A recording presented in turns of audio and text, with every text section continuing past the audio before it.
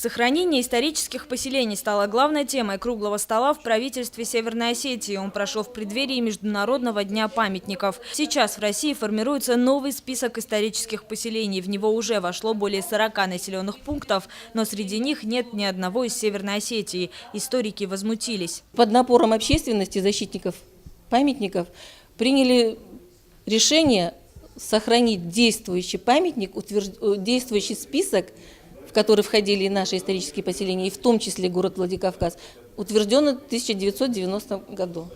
То есть они, вот и Владикавказ, и Алагир, и Моздок, и Садон, и Мизур, подчеркиваю, являются как историческими поселениями на данный момент.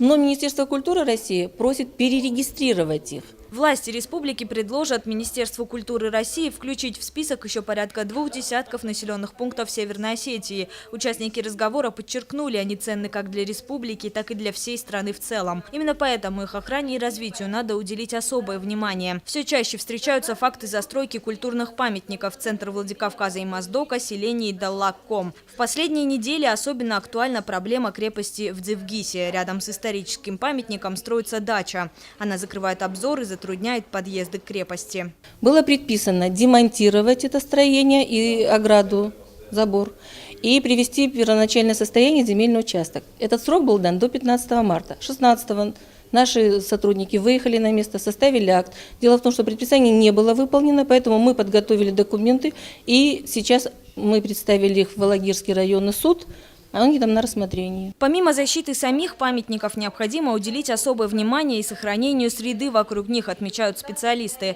Застраивая территорию возле старинных зданий современными особняками, мы убиваем их уникальность. Решению проблемы будут способствовать специальные охранные зоны, которые должны появиться по всей республике. Кроме того, особый контроль установят за выделением земель под строительство вблизи исторических поселений. Яна Гайгиева, Михаил Безуглов, Осетия ТВ.